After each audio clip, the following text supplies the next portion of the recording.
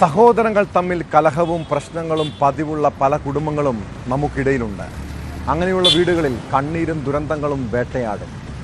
ആലപ്പുഴ ചെങ്ങന്നൂരിലെ കലഹങ്ങൾ തുടർക്കഥയായ ഒരു കുടുംബത്തിൻ്റെ അവസ്ഥയെക്കുറിച്ച് അറിയണം. ചെങ്ങന്നൂർ തട്ടിന്മേലിലാണ് വാക്കുതർക്കത്തിനിടെ ജ്യേഷ്ഠനെ അനുജൻ കൊലപ്പെടുത്തിയത്. ചെങ്ങന്നൂർ സ്വദേശി പ്രസന്നനെ കൊലപ്പെടുത്തിയ കേസിൽ സഹോദരൻ പ്രസാദിനെ പോലീസ് അറസ്റ്റ് ചെയ്തു. ഒരു വർഷം മുൻപ് ഇവരുടെ മറ്റൊരു സഹോദരൻ ജീവനൊടുക്കിയിരുന്നു. ആ കേസിനെക്കുറിച്ചും വിശദമായി അന്വേഷിക്കാനാണ് പോലീസിന്റെ നീക്കം.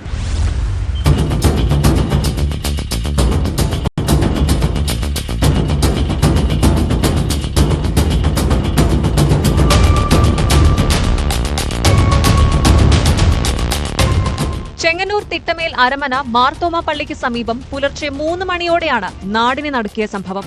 ഉറങ്ങിക്കിടന്ന ജ്യേഷ്ഠനെ കഴുത്തിൽ കയറുകുരുക്കി അനുജൻ കൊലപ്പെടുത്തുകയായിരുന്നു. രാവിലെ പ്രസന്നൻ മരിച്ചു കിടക്കുന്നത് കണ്ട വീട്ടുകാരാണ് വാർഡ് കൌൺസിലറെ വിവരമറിയിച്ചത്. കൌൺസിലർ പോലീസിനെ ബന്ധപ്പെടുകയും കൊലപ്പെടുത്തിയതാണെന്ന് സ്ഥിരീകരിക്കുകയും ചെയ്തു. പിന്നീട് സംഭവവുമായി ബന്ധപ്പെട്ട് സഹോദരൻ പ്രസാദിനെ ചെങ്ങന്നൂർ പോലീസ് കസ്റ്റഡിയിലെടുത്തു. ചോദ്യം ചെയ്യലിൽ ഇയാൾ കുറ്റം സമ്മതിച്ചതായി പോലീസ് പറഞ്ഞു. ഇന്നലെ ഇരുവരും തമ്മിൽ നടന്ന കുടുംബ കലഹത്തിന്റെ തുടർച്ചയായാണ് കൊലപാതകം നടന്നത്. മരിച്ച പ്രസന്നൻ അവിവാഹിതനാണ്. ജ്യേഷ്ഠനും അനുജനും തമ്മിൽ വഴക്ക് പതിവായിരുന്നുവെന്നാണ് പ്രദേശവാസികൾ പറയുന്നത്.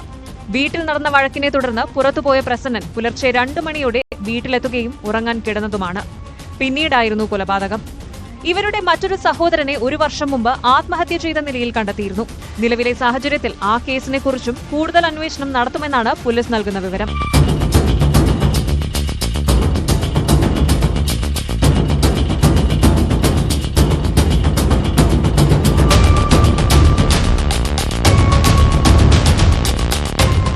News 18 ആലപ്പുഴ.